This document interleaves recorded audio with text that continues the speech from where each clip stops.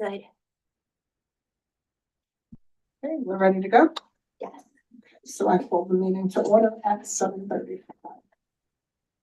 Adequate notice of this meeting pursuant to the Open Public Meetings Act was posted on the bulletin board at City Hall, on the city's webpage, distributed to the record, and filed in the office of the city clerk. I pledge allegiance.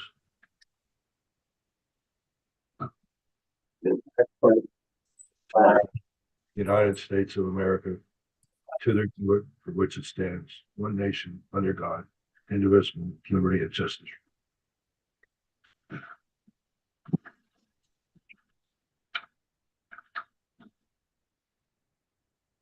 Ms. Bostic? Here.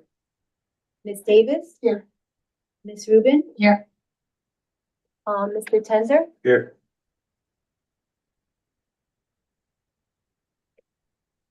Okay, moving on to item number 2, items for approval, which is the board's consent agenda. We'll bundle items 2A through 2D for approval, which includes the minutes of the December 10th, 2025 meeting, revenues of $22,030.50 for December 2025, expenditures of $5,287.99 for December 2025, and the employee reports for December 2025. The board will need a motion to approve in a second. Second. Ms. Bostic? Yes. Ms. Davis? Yes. Ms. Rubin? Yes. Mr. Tenzer? Yes. 2E retail licenses for December 2025. Is there anything about these licenses the board should be made aware of? There is nothing.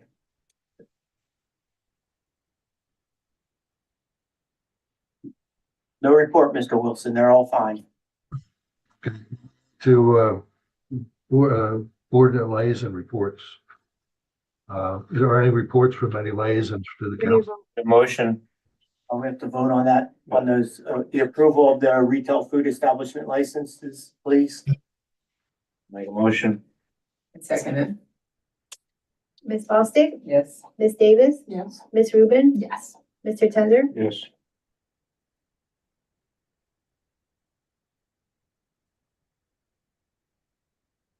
Okay, moving on to board liaison reports. Are there any reports from any liaison to the council? No. Moving on to committee reports. Are there any reports from any committees this evening? Personnel report during closed session, right? Moving on to resolutions, the resolution section. I will read each resolution into the record, and for each, the board will require a motion and a second before a roll call vote. Resolution number 1, number R2601. Be it resolved that the Board of Health of the City of Englewood does hereby appoint Bradley Wilson of Knoll PA as Board of Health Attorney for a period of 5 years, commencing January 1st, 2026, and ending December 31st, 2030, at a rate of $12,000 per annum for the terms of the agreement with the Board of Health. This resolution, R26-01, shall be made part of said agreement as Schedule B. We need a motion and a second. Second. Ms. Bostic? Yes. Ms. Davis? Yes, I'm so sorry. Ms. Rubin? Yes. Mr. Tenzer? Yes. Thank you, Stephanie. I have my doubts. Moving on to resolution.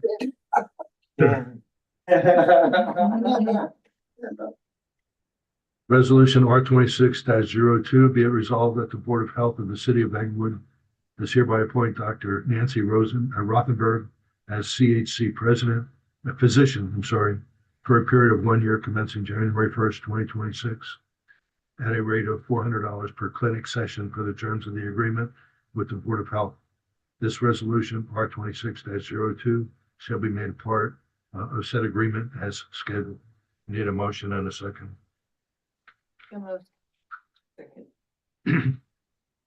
Ms. Bostic? Yes. Ms. Davis? Yes. Ms. Rubin? Yes. Mr. Tenzer? Yes. Moving on to resolution R 26-03, be it resolved by the Board of Health of the City of Englewood that the record be designated as the official newspaper for the year 2026. I need a motion and a second. Moved. Second. Ms. Bostic, Yes. Ms. Davis, Yes. Ms. Rubin, Yes. Mr. Tenzer, Yes. Here's just a question about that. As part of like the laws of the city, we need to have an official newspaper. So when we do like ads for hiring or whatnot, they know that we. The city uses the same. Okay. Do the newspapers have like a RFP to become the official newspaper? I don't know, that's a good question. Do they choose us or do we choose Yeah. them? For the record, since I've That there. been Oh, in this okay. town, that's where. When an ordinance that goes into law, when the board votes on it, it has to be published in a newspaper. Right. So, we chose the record, and I guess that's the reason, maybe is because it's the most read, recognized newspaper. Brad, do you have a comment on why? Because Mid-Bergen, we use the record too. That's a good question. I used it because Englewood used it. Just, the cities always use it. And it's kind of a local paper. And what else are we gonna use? What else? Yeah, I was just curious. that's a good, interesting question. You do things just by habit and don't think about it. Okay. The times would be too. Too big, yeah. Yeah. Also probably too expensive. Yeah, that too. Okay, we can continue. Moving on to resolution R 26-04, be it resolved by the Board of Health of the City of Englewood that the following appointments shall be effective for the year 2026.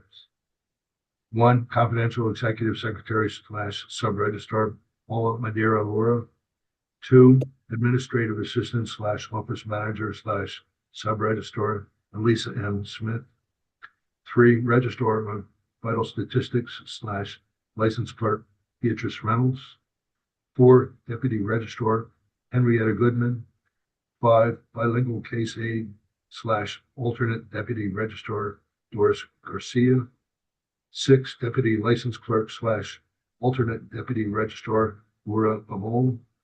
7, executive secretary / sub-registrar Catherine Soria Sava. 8, senior registered environmental health specialist Priscilla Lewis. 9, public health nursing supervisor Claudette Murdoch. 10, health educator Julie Green. 11, infectious disease preparedness generalist / opioid prevention specialist / epidemiologist Deepika Joshi. Need a resolution, a motion and a second. So moved. Second. Ms. Bostic, Yes. Ms. Davis, Yes. Ms. Rubin, Yes. Mr. Tenzer, Yes. To resolution R 26-05, whereas the Board of Health of the City of Englewood recognizes the importance of being governed by a set of bylaws, and whereas the Board of Health wishes to reaffirm its current bylaws for the year 2026, now therefore be it resolved by the Board of Health of the City of Englewood, New Jersey, that the bylaws attached hereto, reaffirmed this 14th day of January 2026, serve as the officially recognized bylaws of this board. Need a motion and a second. I have a question. So if there is a change to be made to the bylaws, for example, the time, does it just say that we meet at 8 p.m.? Do we do this or do we, it's the next month? I'm not sure. Yeah. It's a couple of small changes. I have questions about. And I think, Josh Tenzer, we're gonna talk also about, in the bylaws, we're gonna talk about meetings, if you could go, attend the meetings virtually and how many meetings. So I think Brad, we were talking about some changes to the bylaws. And so do we want to have a discussion now about What is that? appropriate, I mean, because I know we're in the middle of the. Okay, so Josh, you want to lead the discussion about this, Well, just to, first to, Stephanie's point, it says the bylaws may be amended at any regular meeting, at which at least a quorum is present by an affirmative vote of 2/3 of the board membership. You could approve them and then amend them. It doesn't have to wait a year or anything like that. Jim, I guess you guys, and maybe Stephanie had asked about, yeah, in person, I guess, versus remote. Cause it's in the bylaws. The way I read the latest version of the bylaws, as far as members participating remotely, it was really under kind of, I don't remember the exact language here, but it was under, extenuating Board member circumstances. participating via electronic means will be considered present at the board meeting and may vote. in the matter. Section 8. Yeah. Right. But the thing is, so the A says the board encourages members to be physically to attend during a state of emergency and other such extraordinary circumstance. That under those circumstances, the board shall permit no more than 2 board members to participate in any meeting of the board, up to, X number of times per year. So I'm not sure if maybe Jim, your question was, should it be revised to be less restrictive or Stephanie? Was that the question, or I'm not sure what prompted? I know we had spoken briefly since last. I thought when we met last time, I'm looking at what it says is no more than 3 meetings total per year. I seem to remember a discussion about it being 2. And that's a little tight, but it's written no more than 3 and no more than 2 consecutive board meetings. Can they participate remotely? So the question was, do we want to keep that, or do we want to keep it as it is, no more than 3 attended and no more than 2 consecutive? Or, what's the pleasure of the board? But also maybe whether it should be less restrictive than extraordinary state emergency and other such extraordinary circumstances. Meaning if you're running late from work or whatever, can you file in? I wouldn't consider that a state of emergency or other such extraordinary circumstance. Maybe writing those terms from the bylaw. I don't know if we had it there before. Is it always looking at the state of emergency? If it's a state of emergency like COVID or something, then we assume it will be remote. I do think it's restricted. That's probably when it came up during the period of COVID, when we were at home more, so then we had to go from in-person meetings to. I thought we made this, we may have added this after COVID. That's what I'm thinking. Yeah. We want to keep those words. Who's the current, there's a bylaws committee, right? I mean, I'm not sure who it is, but I don't think it's me. I had this in the email, I didn't get a reply. I mean, yeah, so I don't know what everybody else's input is, but I would support making it a little less restrictive in terms of the circumstances that would enable someone. Well, I agree that we should encourage. Generally, the priority should be physical in-person attendance. In fact, today I wasn't sure if I was gonna make it on time, and I was gonna say, maybe I'll get remote access, but then I was like, reading that, I'm not sure that's really appropriate, but, Because it says at the top of that page, the board shall permit no more than 2 board members to participate. So even if we had our full complement, we couldn't have more than 2 on Zoom at a time. So that was one thing. And the other thing was the number of times you could do it. I'm sorry, setting aside the virtual versus non-virtual, what's the number required for a quorum? 4. 4. So, and we're a total of 7? So if you have a quorum of 4 in person, I don't see why you shouldn't be allowed to have 3. Does the quorum have to be in person, or can the quorum include the virtual? I think the quorum can include the virtual though, right? It should. Yeah, because you can vote. vote. Right. Right. So I don't think that should be a factor as to the numbers, whether or not it's 4, 3, 2. So you think the number of persons should not be Should limited? not be Should be limited to how many limited to people are the number virtual? of people. Well, how does that work if like 4 people. just Stephanie's Everybody- here and then everyone's on Zoom? But look, if you're saying it's only 2 or 3 times a year is the cap, it happens to be everybody's that same meeting. I mean, it's unlikely, but if it is, it is. I mean, I don't know if that's such a But bad thing. at some point, they're letting the office Paul let know that Right. 4 people are gonna be on virtual, so maybe then the whole meeting will switch to virtual. I think we have time enough to do that, but sometimes things come up, the snow, the weather. then There's a we have flood to switch. outside. So does that take into play the statement about unforeseen circumstances, national disasters and weather, terms like that? Well, so you're saying in certain circumstances, it would rise to the level where everybody would be virtual, right? If it was, but there are other circumstances which are less drastic circumstances where we would allow it up to a couple of times a year or whatever it is. Or two board members at one time, or Which is what it says now. Right. That's So I think that portion could remain. It's just the portion where it states about the circumstances, I think. Right. That's what you were talking about. Well, no, Josh brought up 2 things. One is the number of people at Right. virtual at a time, and then changing it to be a little bit more lenient around.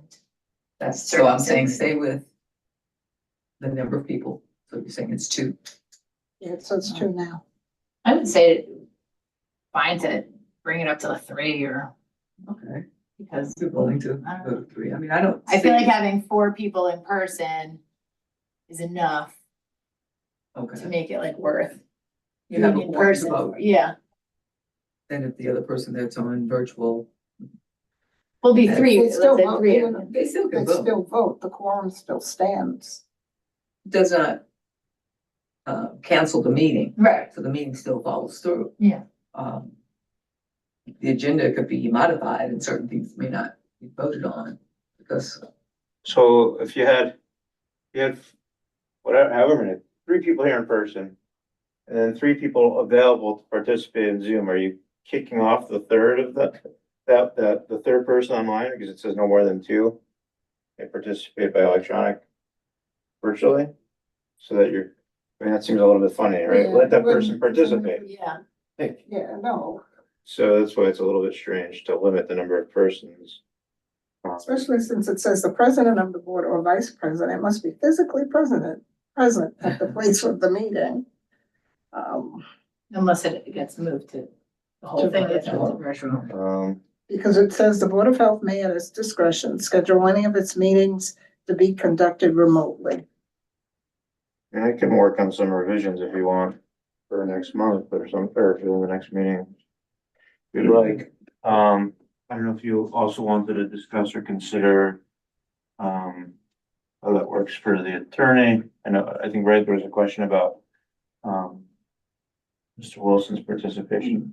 But I think that's fine, because as you Right. mentioned, this doesn't even pertaining to the include, board. Right, We don't Bradley need to in address that, the right. discussion or whatever, so. okay, And I've already told him he can participate Okay. by Zoom in certain circumstances, like tonight, so I think we're okay. Brad, did you have any feedback or concerns or suggestions in terms of making changes to this section 8 as far as virtual or?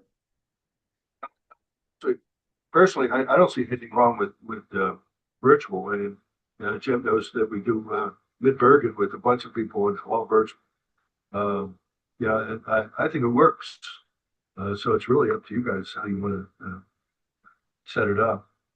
But I think virtually you're getting the same input from the people as you would if they were in person. So I really don't see what the distinction is. I think our issue last year with the attorney was when Mr. Wilson could not come and there was no one to replace him. That became an issue, so we would like to have an attorney present at all the meetings. I think that has to go in as law, but if he says virtual, it's fine, Right, because he's right, here. right. So, Okay, so we'll just play with the board part of it. I still think the priority should be to and then the have in time, person. section 1, it says 8:00, we need to change the time.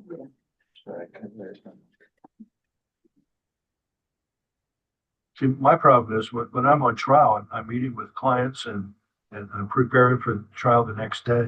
So it makes it very difficult for me to be there in person, but I can be available by Zoom.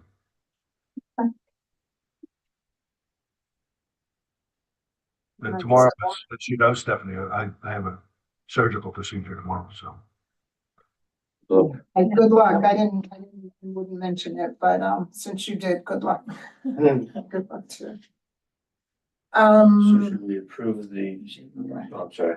one other small thing, Josh, in terms of you being the committee. Under that section one, regular meetings, it does say the board by motion may dispense with one or more meetings otherwise scheduled in the months of July and August. So at some point, we made a decision to only not meet in August. Just a But do we question. wanna leave ourselves open to something? We have Comes met in up. July. Things have come up, before, like, I think we usually definitely. Dispense with August. I don't know Oh, yeah. why. Yeah. Oh, yeah, August we August never for meet. sure. But are you saying to remove July? No, because I would never say get rid of, Yeah, yeah, you know, yeah. a summer month. I just thought it was unusual that it was in here because I've always met in July. As long as I've been on the board, we've met in July. So I guess we can leave it because it does say at its discretion and by motion, so. Someone, did we locate the Word version of this? Someone sent me, I think I got the PDF from you, but. We don't have a Word version of it. I could probably convert. I was gonna say, it do you have Word, a- But it's just. Do you have a high paid Adobe? Yeah, but sometimes the formatting gets a Gets little a bit funky, wonky. but I'll try. That was all I had. That was it for me. So Oh, yeah. will this be moved and not moved on tonight? No, Josh is saying that we can vote. Would you recommend, Mr. Wilson, that we approve the bylaws today and then we can amend them in a month or so once we've? I'd recommend you table it until next month. I guess they just stay in effect as is anyway, so. Okay, so we're tabling them.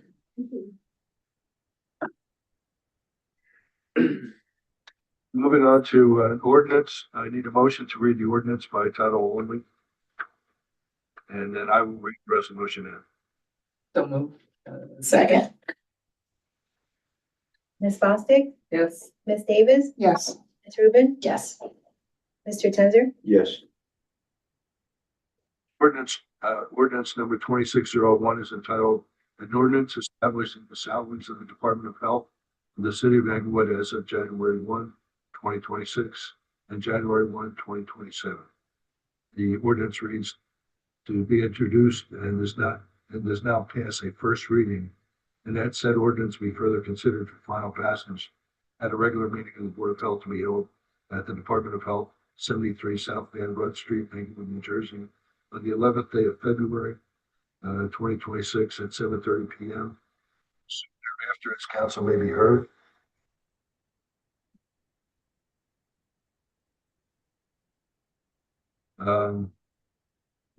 And at said time and place, all persons interested be given an opportunity to be heard concerning the same. And the board secretary is hereby authorized and directed to publish said ordinance according to law prior to said hearing, with a notice of its introduction and the time and place when and where said ordinance will be considered for final passage. I need a motion to introduce the ordinance.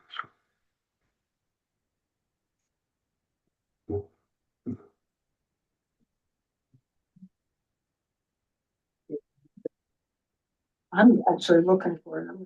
I'm not seeing it, so, Was that ordinance given? You have the ordinance, but you might have the resolution to the ordinance. You have the maximum salary ordinance. Okay, then I shall.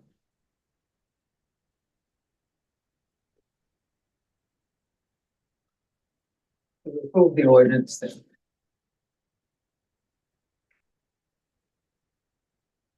are we waiting for roll call? oh, sorry, I said so move then. Oh. You need a second? Give me a second. Ms. Bostick, Yes. Ms. Davis, Yes, Ms. Rubin, Yes. Mr. Tenzer, Yes. Moving on to old business, item number 11, the communicable disease update. Okay, thank you. The first part of my report is thanking the board for volunteering their time it's hard to, express the gratitude. And also, the town really doesn't, understand the importance of a health department. You ask what a health department does, and very few know what we do here. And you guys could be doing something else with your time at home with your family or watching television. But, you don't, you come here and so thank you for volunteering your time, especially Stephanie Davis. And he's, very active. president, so Harassing thank is you. the word. So thank you for volunteering your time. In the beginning of the year, I'd like to look back on 2025 and see what the communicable diseases were in each of the cities that we monitor. So you see, the report here, and these are all the communicable diseases that show up on the disease surveillance system. And there's about 149 different diseases. There is obscure ones on there like Ebola and some other very obscure diseases. What isn't on there are sexually transmitted diseases. So the Englewood Health Department can't see sexually transmitted diseases. We can't see tuberculosis. So it's kind of an amazing power that the health department has. We can look up your record and see what communicable disease that you have here in Englewood. If you live in Englewood, we can look at anything that was reported by the doctor or the laboratory as a communicable disease. We don't see things like cancer. That's not a communicable disease. These types of diseases aren't in there. So when we go and look at the surveillance system, so this is what shows up. So in 2025, there were 498 confirmed cases of COVID. If you look back in 2021 records and 2022, you'll see over 1,000 COVID cases, confirmed cases. And the reason the number is going down, I imagine, is because fewer people go to the doctor and the doctor doesn't report it, or they don't get a laboratory test result and it's not reported. So that's why it doesn't show up in the surveillance system. And the same thing with influenza. A lot of times you have an at-home test kits and you see you have the flu and you don't go and the doctor doesn't test it and there's no laboratory diagnosis. So it doesn't show up in the surveillance system. And this is the first year looking at, there are 17 towns Midbergen has, and this is the first year where the influenza cases are higher than the COVID cases. Before that, COVID were always higher than the flu cases. So now we're starting to see the switch where influenza cases are higher. Let's see if that holds true next year. Quickly about influenza, what I don't like about the cases is it flu season is like the school year. It starts in, the school year starts in September, ends in June. And the same thing with this. So the report is going from the last flu season, January 1st to December 31st, which is taking into account this flu season. So it's kind of hard to gauge as far as the flu season there. So just quickly looking at some of these. So you see there are 3 cases of alpha-gar. I think we talked about this last time, how alpha-gar is a tick-borne illness. And when you get it, it's an allergic reaction after the tick bites you and you're allergic to meat products. It's a very odd disease. And then you also have another odd tick-borne illness, ehrlichiosis. That's number 2. There were 2 cases of that. And then there were 14 cases of Lyme disease, same as last year in 2024. Okay, has a question about the Lyme. Does Lyme just not go away from 24 to 25? Are these the same cases or these? No, these will be new cases. These will be new New cases. cases. This is So- only here in Englewood. Yes, these are Englewood residents. But that's not saying that they didn't have it in 2024. It could It's be just not different. reported until. Well, no, they maybe had it in, let's say they got Lyme disease in 2024, it would show up there and then it would show up again in 2025, a new case, a new diagnosis. So. For the same Lyme- person though? Yeah, for the same person. And that's what's difficult is because you do the interview and Lyme disease could also be long-term. So there's Right. kind of a blending there of the disease. So when you do the disease surveillance and you'll mark confirmed case or probable case. So if it comes up confirmed, that means it was recently diagnosed, and then you could see the lab result, test results too. So that is a good point, because you could have some blending in there, but, I would say that it's a new case because, why would it show up last year and they weren't treated for it and then come back? Well, cause I'm saying, cause Lyme does come back, right? It does, It sometimes it does doesn't come get. back. But once you take the medicine, then it goes away.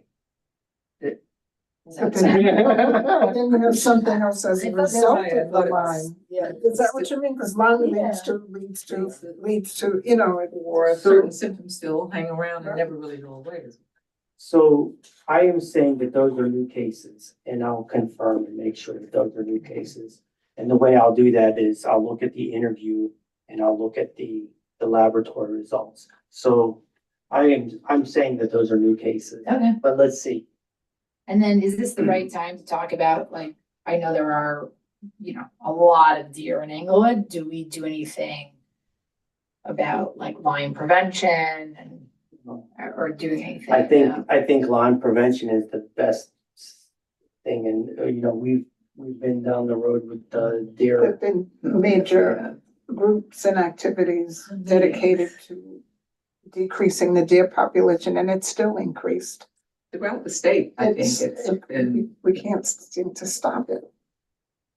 We've talked about bows and arrows at one point at this meeting, and, all other kinds of things, sterilization. Remember we had that one, and we had those, people out there protesting, like even just the presentation, they didn't want to hear it. But at least in my backyard, they've increased. I mean, it just on a on my street, but 3, 4, 5 at a time. So, I don't know. So yes, we Maybe have tried there's to- some opportunities for communication to Yeah. residents. I think if any, Absolutely. we'll talk to Julie Green about, just information, I think is the biggest thing. Yeah. When we had, I guess, somebody from Forestry or someone came over to talk, we met at John Arms or some other place. And I think on the screens also, like those new screens that Englewood has, I know there was like something about like frostbite. So maybe those are good places to, educate around ticks and okay. There's one more, thing I want to talk about and that's the foodborne illness case investigations. So, there were 22 foodborne illnesses, and I clump it all together, so I don't say, salmonella or Shiga toxin or Giardia. I clump them all together. And so when we do the interview, here's what came up. So 3 cases traveled I'm reading at the bottom, 3 cases traveled to Dominican Republic. 1 case traveled to Wyoming. 1 person stated that the illness came from eating at a restaurant in Paramus. So when that happens, we call the Paramus Health Department and we say, hey, look, we had a person who complained about eating there. Could you do a spot check? 1 case said they got the disease from a friend. That was interesting because the guy said that he ate over his friend's house and his friend was diagnosed with a foodborne illness. And then later on, he got the same one. So he's ate dinner over there. He didn't wash his hands or something before preparing the meal. 1 case was part of a cluster investigation in New York. 1 person was immunocompromised, and 5 people had no idea where they could have gotten sick. 9 people were not in it. And that's not unusual too. This is typical for most of the towns where people say, I don't know how I didn't eat at any restaurants and I don't know where I got sick. And then you also have the people that just don't take the interview, that won't pick up the phone. And so the 9 people went over to Englewood Hospital and then report. Yeah, usually the people who show up on the surveillance system are really sick. And they're going to because you think about if you have like a foodborne illness, a lot of times you don't even go, you're just like vomiting and you just, and there's no diagnosis, so it won't show up on the surveillance system. But these people are generally really sick that go to get a laboratory diagnosis. So that is my report. And when I go back, I'm gonna look at these Lyme disease cases closely, so I'll match up and cross-reference and we'll see what's showing up. So thank you for bringing that up. It's add extra work. One No, it's case of good. malaria in Englewood? Yeah, that person traveled to Africa. And then pertussis there, you had a 10-year-old and bless you, you had a 10-year-old and a 41-year-old. They were, I can't remember about the 10-year-old, but the 41-year-old I had there, they were last vaccinated in 1990. And it was quite some time ago. And then, last year, there were 4 cases of pertussis. 2 of those were family members though. So it was within the same household. And I like this because you're right. This is good information. Okay, where are we gonna target our health education? And one of them is clearly tick-borne illnesses. So, I mean, I guess per the population, that's not a crazy amount, but I feel like that's something that you could be on the lookout for. Like if you're playing in the playground and you see And something influenza. small like that, Yeah. the influenza. Okay, Ted, did you? Mhm. On to new business, public health events and outreach, Ms. Madera. So as you see in the packet, we have the free rabies clinic on Saturday, March 7th from 11 a.m. to 1 p.m. at our neighbors here in Englewood, Fire Department. Hopefully there's no rain, but if there is rain, the rain date is March 21st. We also have, our blood drive, 26 and 20. 26 donors will win, a thank you gift. So for a chance, donate blood, between January 5th, February, you can register. January 23rd from 12 p.m. to 4 p.m. And by registering, you get a chance to win $500 gift card. Then there is the free radon home test kits. We're offering 175 free home radon test kits. And for more information, you can contact the health educator.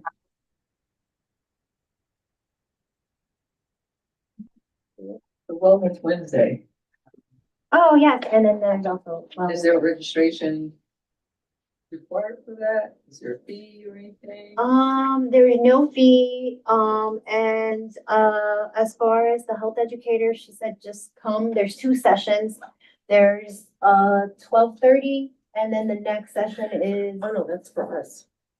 That's just our department. oh, I thought they were also gonna offer the city too. Yeah, that's for the employees, This is for the employee Yes. wellness Wednesday.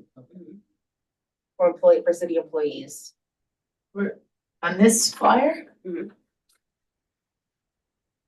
that's just information you're sharing. It didn't say that. Sorry. And then also the question about the Care Plus. Plus. Care Plus. Yay. Very happy about that. Okay, so that's our social worker that we were talking about, is that? You talked about looking into it, I don't know if it was Susie or, Yes, it's up and running right now. It's going, right now it's pilot program until March. So we're looking to see, how we can keep it going past March 31st. But if anyone does need, social support, anything like that, you can there's contact information here, but you can contact us at the department, and we can, so is this connect something them. will be shared with the Care Plus. police department? Or if there's situations in the community where may needs, not necessarily law enforcement, but maybe managing Yeah, share with the different departments. Okay. So so the Englewood Health Department identifies the people that are needed and then, put them in touch with Care Plus? Anyone who, anyone can identify if, anyone who needs a case management, person or anything like that. And then we can give them the information for that if they don't have it already.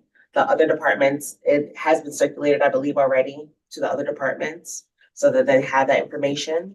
And, yeah, they can. But do we leave it up to, like the person coming in? Or like, let's say someone said, I'm interested in these services, then we'll call and connect them? Oh, no, they can contact, I believe. Yeah, they can contact Care Plus as well. And do we pay for the service, or is this a pilot program that they're? It's through a grant. Grant right now. A grant that we can apply for again? I don't know. It ends up in March right now. I don't know if the funding is going to continue. So we're looking to see other opportunities for funding right now. So we can use this like for hoarding or for, if we see them, asking if we see someone homeless in the park, or if we know a family that hoards, or just, not child services or, elder care or APS or anything, but we could use it for situations like that. Well, it'd be an evaluation anyway, right? And if it needed to go someplace else, I'm sure it would be referred It out. will be referred out, yeah. I'm just gonna ask them for February's meeting, if we can get a report back at and see how many people responded to it and what's the result. I'm sorry, referrals have to go through us. I'm sorry. It says referrals are made exclusively by the Englewood Health. So you would have the information as to how many people contacted Mhm. for March. Yeah, So this gets to and we the could end. justify it if Yeah. it's, And somehow. when did it start? I know you mentioned that.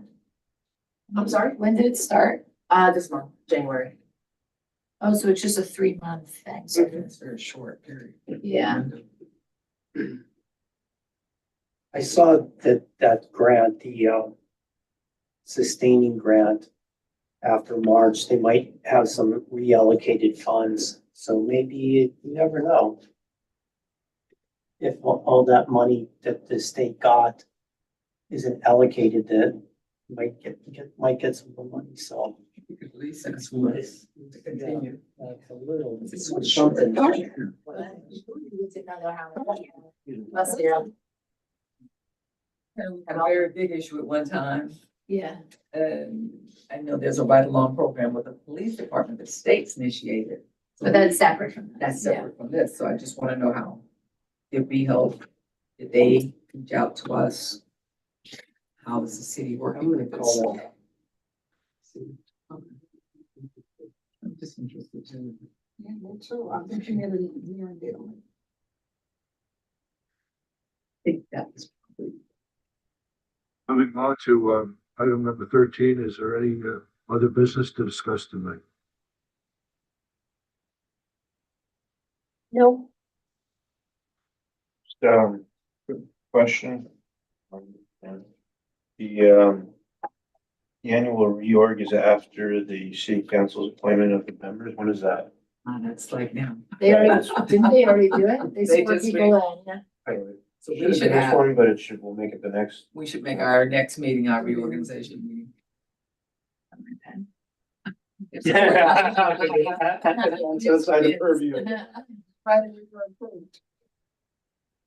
Just a minor note, since I was looking at the bylaws, Paul, I think we used to do that, the president is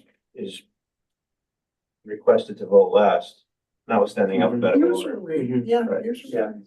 It's just Yeah. That I remember, minor. Oh, interesting. it's in the bylaw. We can make that change right now. As of now. Next meeting will be our reorganization meeting. We didn't do it tonight. It should have been part of the agenda, so. February 11th. Moving on to public comment, the board will require a motion to open the floor to a public comment, a second and a vote. Speakers will have 5 minutes and must state their name and address. So moved. Second, Ms. Bostic, yes. Ms. Rubin, Yes. Dr. Stadler, Yes. Mr. Tenzer, Yes. Ms. Davis. Yes.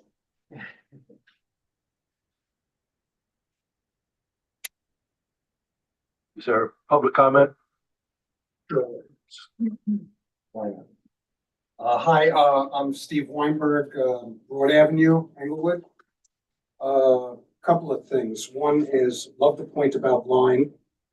I'm thinking of public education big, because it's the kids.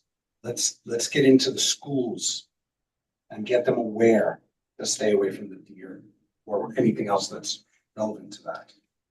I know people with Lyme, and once you get that stuff, Yeah. not a fun thing. So good on that. Two, I just want to point out something about the bylaws. And I can't reference it because I don't have it in front of me, but I just want to point out that other boards, and I know every board is different, but other boards like the Board of Adjustment and the Planning Board that seem to meet only remotely. So it's not off the table to do remote meetings. I wouldn't put a terrible amount of thought into this, but I just wanted to point it out. Personally, I think that meeting in person is much better than meeting by Zoom. Having participated in tons of Zoom meetings, it is not the same as having a person in front of you to talk to, to ask questions of, to interact with. But as a fallback position, I would not make a big deal of how many people can be on a Zoom meeting. They're able to participate. Better to have participation than not have participation. So that's my only comment on that. Lastly, you mentioned all of these public health events and stuff.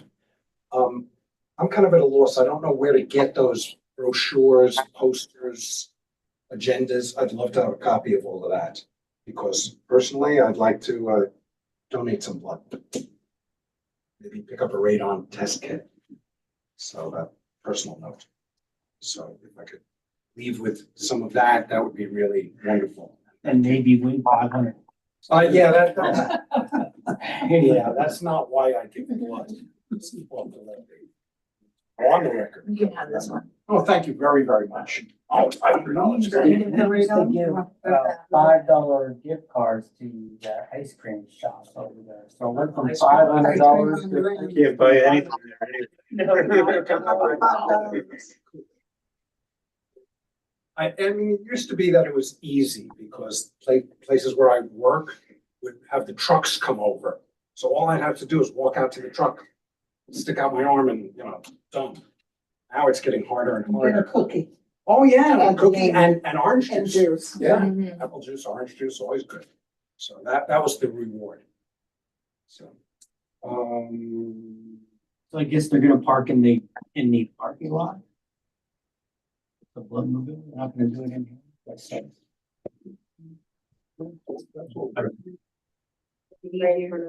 and then I had a question for the board.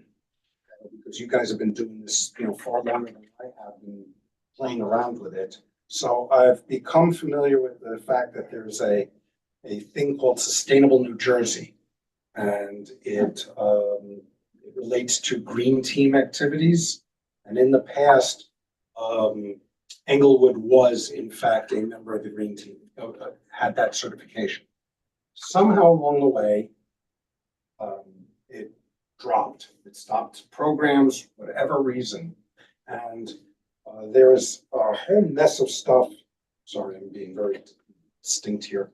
That we could all participate in that would get us back into Sustainable New Jersey's site as one of the cities that are a green team participant. Right? And some of them involve us, this group here. Health and wellness being the big thing. They have best practices for local boards of health, building healthier communities, integrating health into municipal decision-making, local health assessment and action plan, safe routes to school, tobacco-free community, and on and on and on. So I was curious what involvement the current board has with those agendas, if any, and if there is any interest in re-pursuing it if we had in fact done that. Maybe phrasing it wrong, but that's the general idea. Oh, we walked to Paris way back, and then after that, we had Walk at the Duck. We had several walking programs that were part of that, sustainable for the whole community. It wasn't very limited to any. I think we should get back involved. We still do them. Okay. It's called Walk with the Dog. I think they were walking at Flat Rock. We did the summertime water Summer aerobics. Had a summer walking with workout and physicals twice a week. So those programs still continue to be a part of the healthy community. And Dan Daniel was a part of a sustainability we did have somebody on. a while ago, a former board member was on the committee that was. So maybe that's the only reason why we didn't have the connection. His name was Dan. Yeah, I mean, I understand from the environmental commission that there was some, a lot of involvement, and they were very involved at one point, but somehow Englewood just lost its certification. I'd like to see that we get it back somehow. So those programs need to be written into whatever documents. I don't know. I don't know if there was a special municipality forms that are going in to say which activities we had as we submit reports to the state. So I'm not sure where that falls. Well, I will try to do some research on that for you guys. So, So we Can I were. get a copy of that flyer when you're, before you leave? Can I get a copy of that flyer? yeah, no, sure. In fact, have it because I have it digital already. It's important. That's all I have. So thank you. You said Englewood lost it. Yes, apparently we were one of the early adopters. We had certification. It's a point system of some sort. And over the years, somehow it has to be renewed. Like once you do an activity, it's good for and you report on it properly, it's good for 3 years. And then it has to be renewed. I just remember we reported in on it. I remember talking about that, and I don't remember how. Yeah. Well, boards change, members drop, things happen. I'll be attending the environmental commission meeting as well and bring it up there as well. And I think we have to get everybody sort of. It's probably something from the mayor's office plus the health department and everybody coming together. Yeah. We'll figure it out. Thank you. Thank you. Yeah. Paul, is there anyone else online? No. There's no further public discussion. The board will need a motion and second to close the floor. So moved. Ms. Bostic, Yes. Ms. Rubin, Yes. Dr. Sadler, Yes. Mr. Tenzer, Yes. Ms. Davis, Yes.